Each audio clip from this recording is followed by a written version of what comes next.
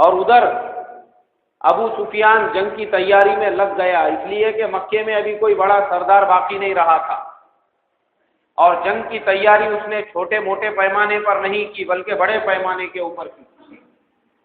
مکے کے اطراف کے قبیلوں کو بھی اپنے ساتھ میں لیا اور سب کو ساتھ میں لے کر مدینہ منورہ کی طرف روانہ ہو گیا۔ ادھر اللہ کے نبی صلی اللہ علیہ وسلم کو پتہ بھی نہیں کہ مشرکین کی ایک بہت بڑی فوج مسلمانوں کے مقابلے کے لیے روانہ ہو چکی ہے۔ آپ صلی اللہ علیہ وسلم مدینہ منورہ میں ہی تھے، اور یہ جو جماعت تھی مشرکین کی، یہ پہنچتے پہنچتے پہنچتے مدینہ منورہ کے قریب پہنچ گئی۔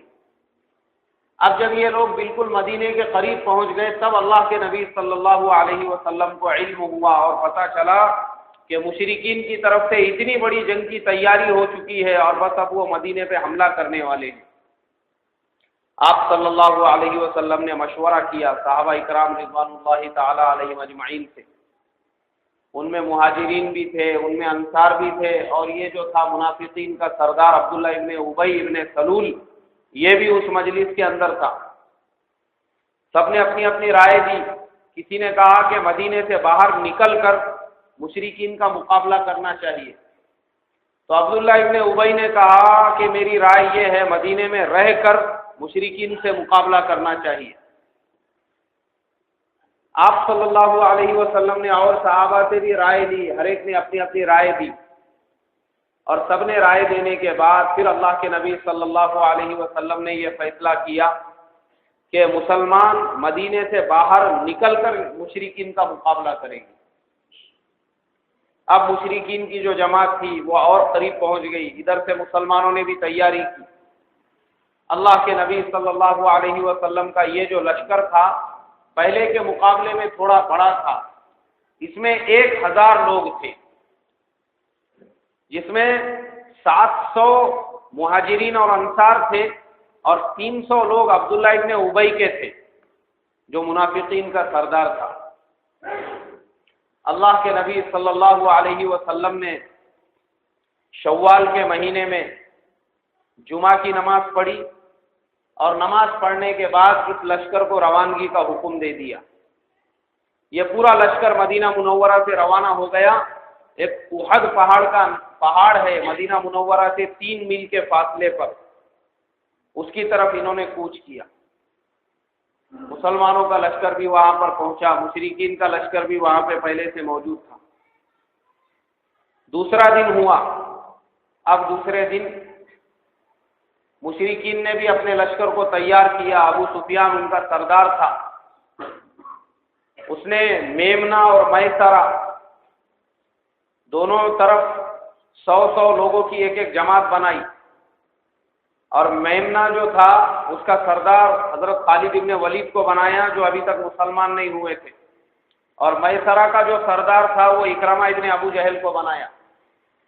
لوگوں میں دشمنی کی آگ وہ پھونکتا رہا، یہاں تک کہ مشرکین کے لشکر کے ساتھ میں وہ عورتیں بھی تھیں جن کے مرد، جن کے بھائی، جن کے رشتہ دار، جن کے شوہر غزوہ بدر میں مر چکے تھے۔ ان میں ہندا بھی تھی جو ابو سفیان کی بیوی تھی، اس کا بھائی اور باپ دونوں غزوہ بدر میں مارے جا چکے تھے، تو اس نے قسم کھائی تھی کہ جن حضرت حمزہ رضی اللہ تعالی عنہ نے میرے بھائی کو اور میرے باپ کو قتل کیا ہے، میں جب تک ان کا کلیجہ نہیں چباؤں گی اور ان کے کھوپڑی میں شراب نہیں پیوں گی چین سے نہیں بیٹھوں گی۔ اور اس نے خاص حضرت حمزہ رضی اللہ تعالی عنہ کو شہید کرنے کے لیے اس کا ایک غلام تھا جس کا نام وحشی تھا، اس کو اسپیشل ٹریننگ دی حضرت حمزہ کو مارنے کے لیے، اور کہا اگر تو ان کو شہید کرے گا، ان کو قتل کرے گا تو میں تجھے آزاد کر دوں گی۔ ایک چھوٹا سا انعام، وہ انعام کی لالچ میں وہ بھی مشرکین کے لشکر میں شامل تھا۔ اللہ کے نبی صلی اللہ علیہ وسلم نے بھی اپنے لشکر کو میدان کے اندر تیار کیا، لیکن اس سے پہلے مسلمانوں کے ساتھ ایک واقعہ ہوا جس سے حضور صلی اللہ علیہ وسلم کو بہت تکلیف پہنچی۔ اور وہ واقعہ یہ تھا کہ عبداللہ ابن ابی جو منافقین کا سردار تھا، وہ اپنے 300 لوگوں کو لے کر واپس مدینے کی طرف روانہ ہو گیا۔ حضور صلی اللہ علیہ وسلم سے یہ کہا کہ تم نے ہماری رائے پر عمل نہیں کیا، اس لیے میں واپس جا رہا ہوں۔ ہماری رائے پر دوسروں کی رائے کو فوقیت دی گئی۔ اس لیے کہا جاتا ہے کہ مشورے میں، امیر کی تابع داری میں، کہ جو مشورے میں طے ہوگا ہم اس کو مانیں گے، یہ نیت سے بیٹھے، منوانے کی نیت سے نہیں، کیونکہ اپنے زمانے میں شانوں کی کمی نہیں ہے۔ کوئی بھی ٹائپ کا مشورہ ہو، شادی بیاہ کا ہو یا پھر دین کا کوئی مشورہ ہو، اس کے اندر ہر ایک کو یہ لگتا ہے کہ میں سب سے ہوشیار، میری رائے پہ عمل ہونا چاہیے، اور یہ کہا جاتا ہے کہ مشورے کے بعد اس کا تذکرہ نہ کریں۔ لیکن اس کے باوجود لوگ سنتے نہیں۔ بعد میں جیسے عبداللہ ابن ابی نے کیا کیا کہ اپنے 300 لوگوں کو واپس لے کے چلے گیا، تو یہ بھی لوگ کیا کرتے، اپنے جو پنٹر ٹائپ کے جو چیلے چپاٹے رہتے ان کے سامنے مذاکرہ کرتے، دیکھا نہیں بولے میری رائے کتنی بھاری تھی مگر پھر بھی میری بات سنے نہیں گئی بولے۔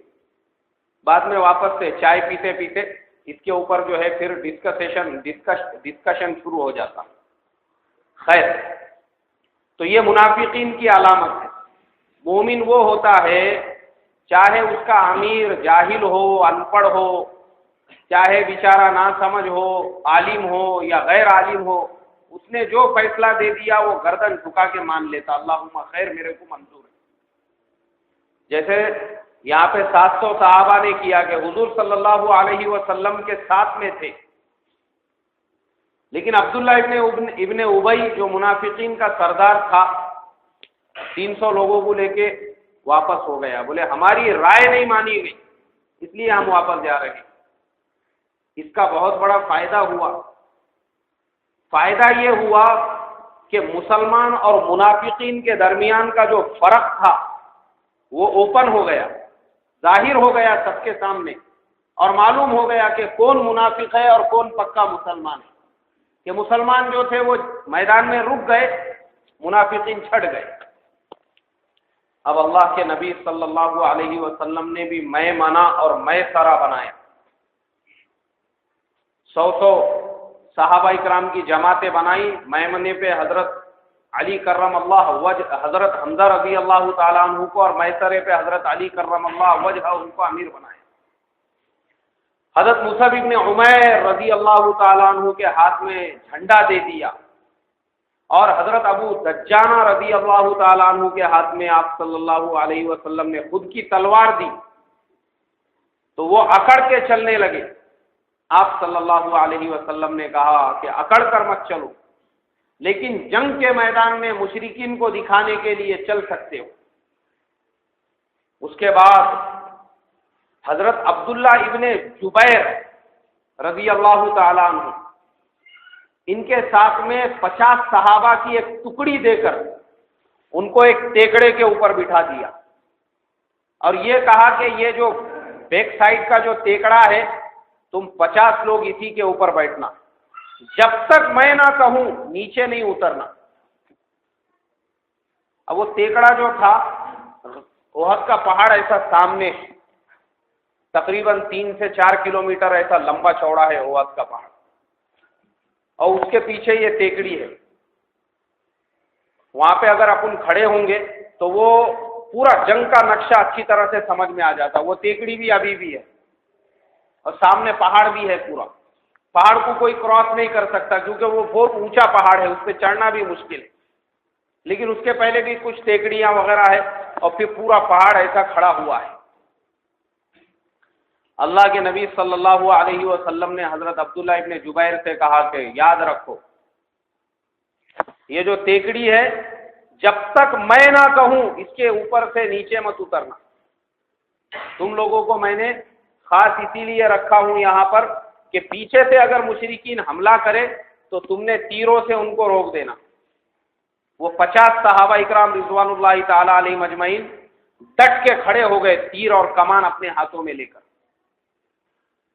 اور بیچ میں میدان تھا غزوہ احد جہاں پر ہوئی، احد کا میدان، اب اس میدان کے اندر جنگ شروع ہو گئی، مسلمان آگے بڑھے، مشرکین بھی آگے بڑھے، لیکن چونکہ مسلمانوں کے ساتھ اللہ تبارک و تعالی کی مدد تھی، اللہ تبارک و تعالی کی نصرت تھی، اس لیے مسلمان مشرکین پر حاوی ہوتے گئے، آگے بڑھتے گئے، اور مشرکین پیچھے بھاگتے رہے، مطلب سرکتے سرکتے بہت پیچھے ہو گئے۔ اور پھر اس جنگ کے اندر بھی مسلمانوں نے مشرکین کے کئی سرداروں کو زمین پہ لٹا دیا۔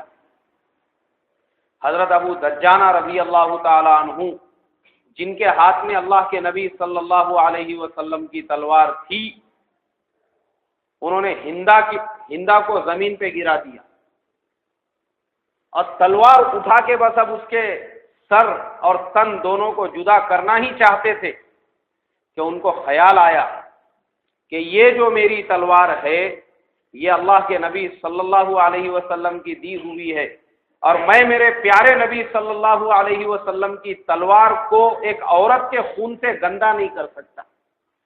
چھوڑ دیا، زمین پہ گرے ہوئی ہندا کو چھوڑ دیا، کہا کہ تو خوش قسمت ہے کہ میرے ہاتھ میں اللہ کے نبی صلی اللہ علیہ وسلم کی تلوار ہے، میں اس کو ایک عورت کے خون سے نہیں گندا کر سکتا۔ چھوڑ دیا، پھر آگے بڑھ گئے میدان کے اندر، اور مشرکین پیچھے ہٹتے گئے، یہاں تک کہ مشرکین کی جو جماعت تھی وہ تتر بتر ہو گئی، بڑے بڑے جو شہ سوار تھے وہ بھاگ گئے، لیکن ابو سفیان نے جو مشرکین کی دو ٹکڑیاں بنائی تھی میمنے اور میسرے پر، جس میں میمنہ جو ہے حضرت خالد ابن ولید کے ہاتھ میں تھا، جس میں 100 بہادر جوان تھے ان کے، اور میسرہ اکرمہ ابن ابو جہل کے انڈر میں تھا۔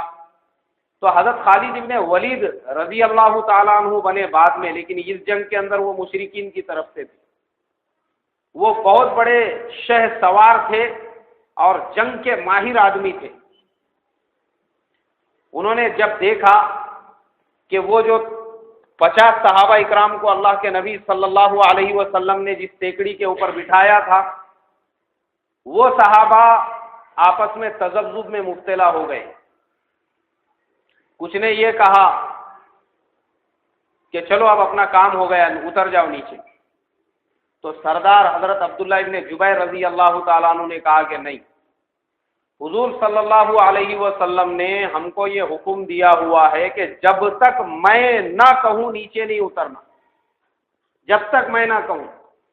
تو دوسروں نے یہ کہا، بولے بھائی حضور صلی اللہ علیہ وسلم کا جو حکم تھا وہ خالی جنگ تک تھا، اب جنگ ختم ہو گئی، مشرکین سب تتر بتر ہو گئے، بھاگ گئے، اپنا یہاں پہ کچھ کام ہی باقی نہیں رہا، اور دیکھو اگر اپن اترنے میں لیٹ کر دیں گے تو پھر کیا ہوگا کہ سارے لوگ غنیمت کا مال لوٹ کے لے لیں گے، اپنے حصے میں کچھ بھی نہیں آئے گا۔ انہوں نے نہیں سنا، لیکن حضرت عبداللہ ابن جبیر جو سردار تھے وہ ڈٹے رہے اس ٹیکڑے کے اوپر، بولے نہیں، چاہے میں اکیلا ہی یہاں پر رہوں، لیکن جب تک حضور صلی اللہ علیہ وسلم نہیں بولیں گے میں نیچے نہیں اترنے والا ہوں۔ اور ان میں سے جو ہے بہت سارے لوگ اتر گئے نیچے۔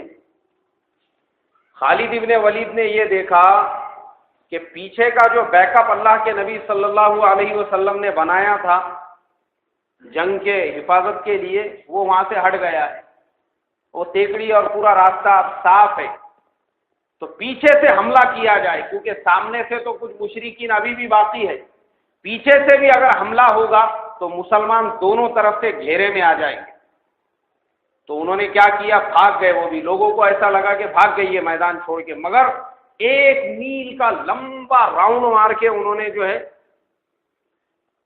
واپس سے کم بیک کیا میدان کی طرف، لمبا 1 میل کا پورا راؤنڈ مار کے واپس آئے وہ میدان کی طرف، لیکن پیچھے کے سائڈ، اور پیچھے کی سائڈ سے جب آئے اور مسلمانوں پہ حملہ بول دیا تو مسلمان پریشان ہو گئے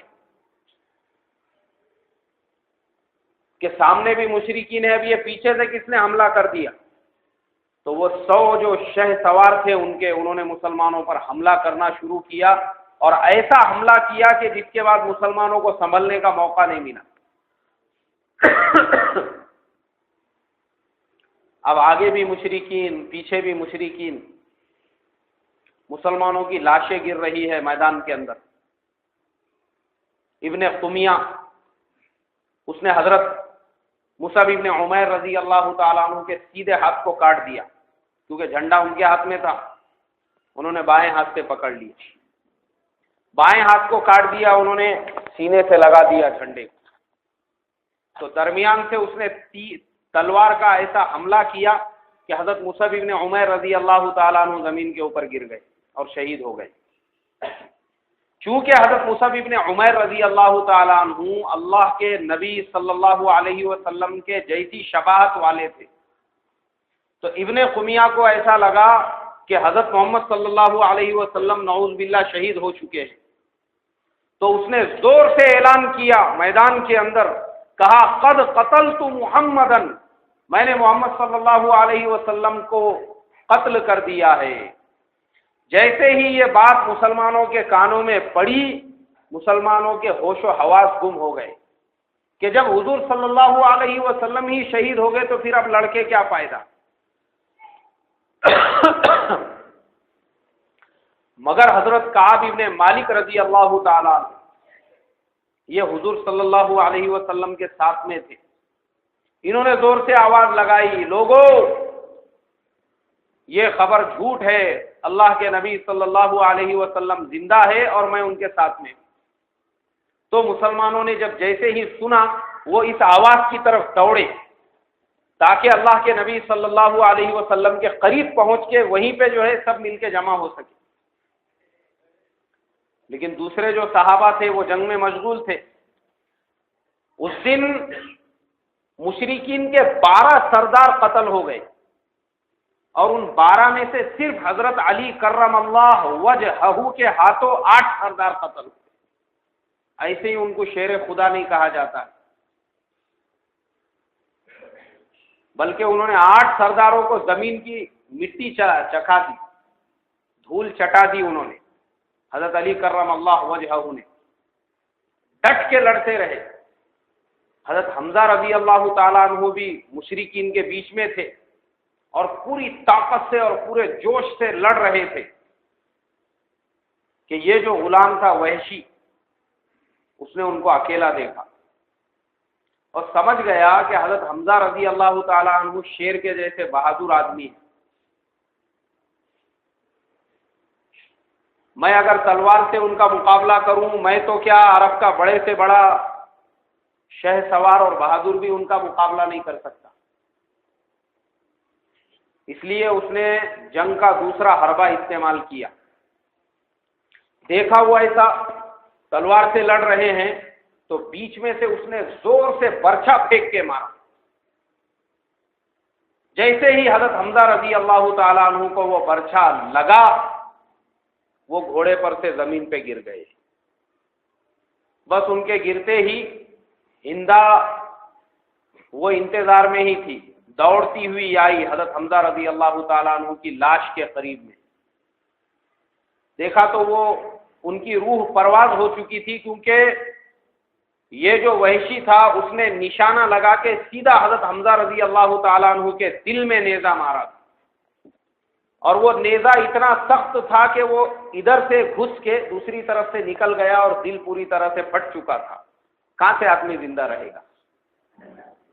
وہ زمین پہ گرے اور شہید ہو گئے۔ اس لیے حضرت حمزہ رضی اللہ تعالیٰ عنہ کو سید الشہداء کہا جاتا ہے، یعنی شہیدوں کا سردار۔ سید الشہداء حضرت حمزہ رضی اللہ تعالیٰ عنہ جیسے ہی گرے، ہندا دوڑتی ہوئی آئی، اس نے حضرت حمزہ کے ناک، کان اور ہونٹ کاٹ لیے، ان کا کلیجہ نکالا اور چبانا چاہا، اس کو چبا کے نگلنا چاہا تو نگل نہیں سکی اور الٹ دیا۔ مسلمانوں کی ناشیں بکھری ہوئی تھی۔ حضرت مصعب ابن عمیر رضی اللہ تعالی عنہ جو 200 درہم کا جوڑا پہنتے تھے اور شہزادوں کے جیسی زندگی گزارتے تھے، ایمان کی خاطر آج یہ وقت آیا کہ وہ بھی میدان کے اندر گرے ہوئے تھے اور مشرکین نے ان کا بھی مسلح یعنی ان کی بھی ناک، کان اور ہونٹ کاٹ لیے تھے۔ یہ درندگی کی گئی مسلمانوں کے ساتھ. اللہ کے نبی صلی اللہ علیہ وسلم بھی ادھر لڑنے میں مشغول تھے، تو یہ ابن قمیہ اس نے آپ صلی اللہ علیہ وسلم پر ایسا حملہ کیا کہ آپ صلی اللہ علیہ وسلم کے سر مبارک میں وہ جو ٹوپی ہوتی ہے جنگ لڑنے کی، اس کے میخ آپ کے سر میں دھنس گئے. پھر اس کے بعد موقع دیکھ کر ایک پتھر اٹھا کے آپ صلی اللہ علیہ وسلم کی طرف پھینکا، جس سے آپ کا ہونٹ مبارک زخمی ہو گیا اور ایک دانت شہید ہو گیا غزوہ احد کے اندر، اور آپ پیچھے گڑھے میں گر گئے. صحابہ اکرام رضوان اللہ تعالی علیہم اجمعین نے جب یہ منظر دیکھا تو دوڑتے ہوئے آئے. حضرت سعد ابن ابی وقاص رضی اللہ تعالی عنہ، حضرت ابو عبیدہ ابن الجراح رضی اللہ تعالی عنہ، حضرت زبیر رضی اللہ تعالی عنہ، حضرت عبد الرحمن ابن عوف رضی اللہ تعالی عنہ. یہ چار صحابی وہ ہیں جنہوں نے ایک دوسرے کے ہاتھ پکڑ لیے اور اللہ کے نبی صلی اللہ علیہ وسلم کی طرف چہرہ کر کے کھڑے ہو گئے. پیچھے سے جتنے وار آپ صلی اللہ علیہ وسلم پر تیر اور تلواروں کے ہو رہے تھے، انہوں نے اپنے بدن کے اوپر اس کو برداشت کیا. ایسے ہی ان کا نام عشرہ مبشرہ میں نہیں ہے. آدمی اے سی میں بیٹھ کے، پنکھے میں بیٹھ کے اور تلی ہوئی مرغیاں اور مچھیاں کھا کے اور بریانی کھا کے اور حلوے کھا کے یہ سمجھیں گا کہ اس کو پھکٹ کی جنت مل جائے، تو جنت اتنی سستی نہیں ہے. یہ قربانیاں دی دین کی خاطر، پورا بدن چھلنی چھلنی ہو گیا تیروں اور تلواروں سے.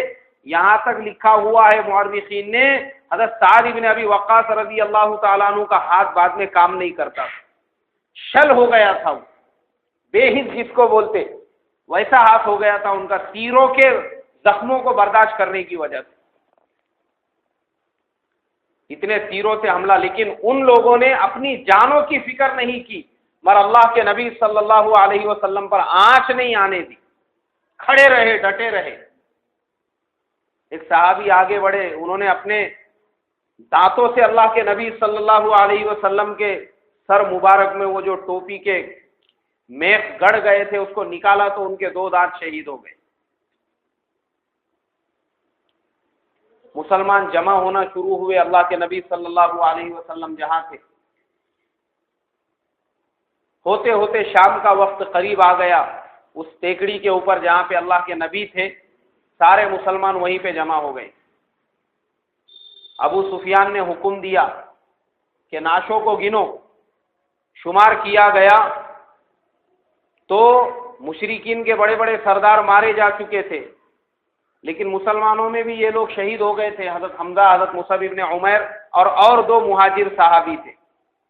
ٹوٹل 4 مہاجر تھے اور 84 یا 85 جو ہے انصار صحابہ تھے جو اس جنگ کے اندر شہید ہوئے تھے. لیکن مشرکین کا ہی نقصان زیادہ ہوا تھا، ان کے اس جنگ میں بڑے بڑے سردار مارے جا چکے تھے. ابو سفیان نے آواز لگائی، کہاں ہے محمد صلی اللہ علیہ وسلم؟ آپ صلی اللہ علیہ وسلم نے مسلمانوں سے کہا خاموش رہو، اس کا جواب مت دو. پھر کہا کہاں ہے ابو بکر صدیق؟ آپ نے کہا اس کی بات کا جواب مت دو. پھر پوچھا کہاں ہے عمر ابن خطاب؟ اور پھر یہ کہا کہ ہم نے آج تم کو ہرا دیا. بدر میں جو مقابلہ تمہارے اور ہمارے درمیان ہوا تھا، آج اس کا بدلہ پورا ہو گیا. اور پھر کہنے لگا کہ ہبل کی جے ہو اور لات و عزا کی جے ہو. اور پھر کہنے لگا اے مسلمانوں، تم بے سر و سامان ہو، ہمارے پاس لات ہے جو ہمارا بت ہے اور ہمارے پاس عزا ہے، تمہارے پاس کوئی نہیں ہے، تمہارے پاس کوئی لات و عزا نہیں ہے. اب حضرت عمر رضی اللہ تعالیٰ عنہ سے برداشت نہیں ہوا. انہوں نے کہا کہ اللہ مولانا، اگر تمہارے پاس لات و عزا ہے تو ہمارے پاس اللہ ہے، وہ ہمارا سرپرست ہے، ہم کو لات و عزا کی ضرورت نہیں ہے. یہ جواب ابو سفیان نے سنا، اس کے بعد یہ کہا کہ ٹھیک ہے ہم اگلے سال پھر ملیں گے۔ حضرت عمر رضی اللہ تعالیٰ عنہ نے کہا ٹھیک ہے ہم تمہاری اس بات کو قبول کرتے ہیں کہ اگلے سال ہم پھر ملیں گے۔ یہ کہہ کے ابو سفیان نے حکم دیا پورے لشکر کو واپسی کا، اور ان کے لشکر وہاں سے واپس ہو گئے۔ جیسے ہی مشرکین کے لشکر واپس ہوئے، پھر مسلمان پہاڑ سے نیچے اترے۔ اترنے کے بعد اللہ کے نبی صلی اللہ علیہ وسلم نے شہیدوں کو دفن کرنے کا حکم دیا۔ حضرت حمزہ رضی اللہ تعالیٰ عنہ کی نعش مبارک سامنے تھی، ان کے سامنے ہر ایک جنازہ لایا جاتا اور آپ صلی اللہ علیہ وسلم نماز جنازہ پڑھتے۔ جتنے شہید تھے جتنی مرتبہ ان کی نماز جنازہ پڑھی گئی، اتنی مرتبہ ہی حضرت حمزہ رضی اللہ تعالیٰ عنہ کی نماز جنازہ پڑھی گئی، اور اسی میدان جنگ کے اندر قبریں کھود کر احد کے شہداء کو دفن کر دیا گیا، وہیں پہ ان کی قبریں بنائی گئی۔ شہیدوں کو غسل نہیں دیا جاتا ہے، ان شہیدوں کو بھی غسل نہیں دیا گیا۔ اللہ کے نبی صلی اللہ علیہ وسلم کی پھوپھی حضرت صفیہ رضی اللہ تعالی عنہا، ان کو جب معلوم ہوا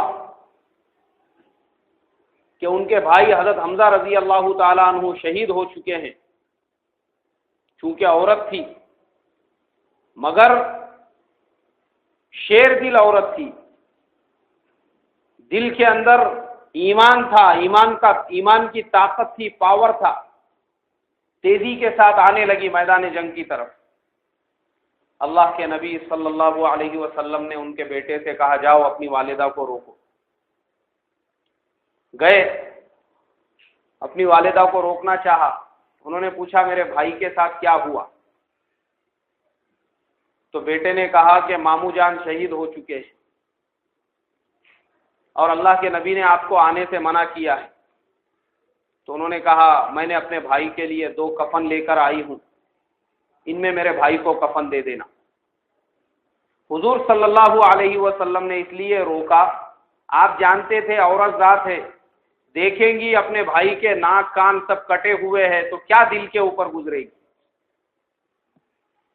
جو 2 کفن بھیجے تھے اللہ کے نبی صلی اللہ علیہ وسلم نے دیکھا کہ حضرت مصعب ابن عمیر بھی ہے بازو میں، ان کو 2 کفنوں میں کفن دیا جائے اور وہ بغیر کفن کے دفن کیے جائے، یہ ٹھیک نہیں ہے، اس لیے قرعہ ڈالا گیا، کیونکہ ایک کفن بڑا تھا اور ایک چھوٹا تھا، تو بڑا کفن حضرت مصعب ابن عمیر کے نام سے نکلا، اس میں ان کو کفن دیا گیا۔ چھوٹے کفن میں حضرت حمزہ رضی اللہ تعالیٰ عنہ کو کفن دیا گیا اور پیروں کے اوپر پتے ڈال دیے گئے۔ یعنی دیکھو مسلمانوں کی بے سر و سامانی کا عالم کہ ان کے پاس کفن بھی نہیں تھا اپنی میت کو دینے کے لیے۔ آج بھی وہ قبرستان وہی ہے احد کے میدان کے اندر، سارے شہداء کو اسی جگہ پر دفن کر دیا گیا۔ اب صحابہ اکرام رضوان اللہ تعالی علیہم اجمعین میں مدینہ منورہ کے اندر جو عورتیں تھیں، جو لوگ باقی تھے، یہ خبر مشہور ہو گئی تھی کہ اللہ کے نبی صلی اللہ علیہ وسلم ان کو شہید کر دیا گیا ہے، حضرت خنسہ رضی اللہ تعالی عنہ۔ جیسے ہی اس خبر کو انہوں نے سنا تو دوڑتی ہوئی میدان کی طرف روانہ ہوئی۔ راستے میں ایک آدمی ملے، انہوں نے کہا کہاں جا رہی ہو؟ بولے میں میدان میں جا رہی ہوں، میں نے سنا ہے اللہ کے نبی صلی اللہ علیہ وسلم شہید ہو چکے ہیں۔ انہوں نے کہا کہ تمہارا بیٹا بھی شہید ہو گیا ہے؟ تو وہ کہنے لگی کہ میرے بیٹے کو چھوڑ دو، میں جب تک اللہ کے نبی کو نہیں دیکھوں گی میرے دل کو قرار نہیں آئے گا۔ یہ خبر غلط ہے یا صحیح ہے؟ پھر آگے بڑھی تو ایک آدمی ملے، پوچھا کہاں جا رہی ہو؟ کہنے لگی میں اللہ کے نبی صلی اللہ علیہ وسلم کی خیر خیریت دیکھنے جا رہی ہوں، میں نے یہ سنا ہے کہ آپ شہید ہو چکے ہیں۔ انہوں نے کہا کہ تمہارے والد صاحب بھی اس جنگ میں شہید ہو گئے؟ کہنے لگی کہ میرے والد کی خبر کو چھوڑو، میں جب تک اللہ کے نبی کو نہیں دیکھوں گی میرے دل کو قرار نہیں آئے گا۔ پھر آگے بڑھی، کسی نے کہا تمہارے شوہر شہید ہو چکے ہیں؟ کہنے لگی شوہر کی مجھے کوئی فکر نہیں ہے، جب تک اللہ کے نبی کو نہیں دیکھوں گی دل کو قرار نہیں آئے گا۔ پھر آگے بڑھی، کسی نے کہا بھائی شہید ہو گئے ہیں۔ ایک عورت کے 4 رشتہ دار شہید ہو گئے، باپ، بیٹا، بھائی، شوہر، لیکن ان کی زبان پر صرف یہ جملہ تھا کہ میں جب تک اللہ کے نبی صلی اللہ علیہ وسلم کو نہیں دیکھوں گی دل کو قرار نہیں آئے گا۔ اسے کہتے ہیں سچا عشق رسول، یہ ہے اللہ کے نبی کی سچی محبت۔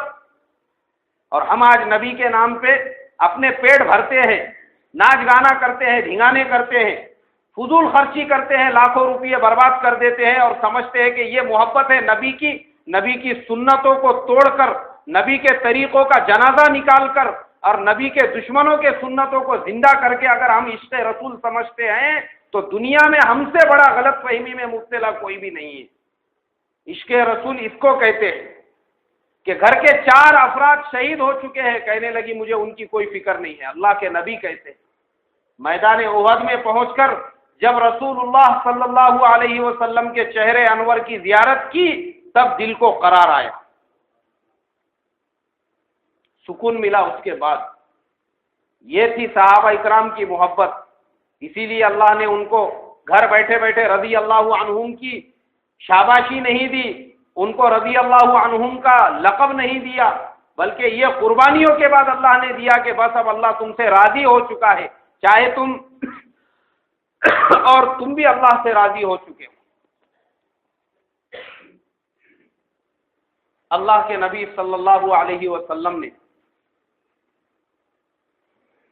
تمام کو دفن کرنے کے بعد میں واپس مدینہ منورہ کی طرف کوچ کیا۔ اب جب اللہ کے نبی صلی اللہ علیہ وسلم مدینہ منورہ پہنچے تو پتہ چلا کہ ابو سفیان کو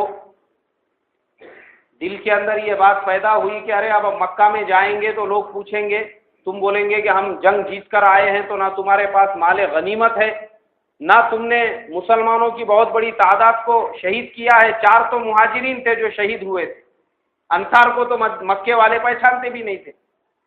تو واپس سے اس نے مدینے پر حملے کا ارادہ کیا، مگر جب اللہ کے نبی کو پتہ چلا ابھی مسلمانوں کے زخموں کو پٹیاں بھی نہیں باندھی گئی تھی، اللہ کے نبی صلی اللہ علیہ وسلم نے دوبارہ کوچ کرنے کا حکم دیا۔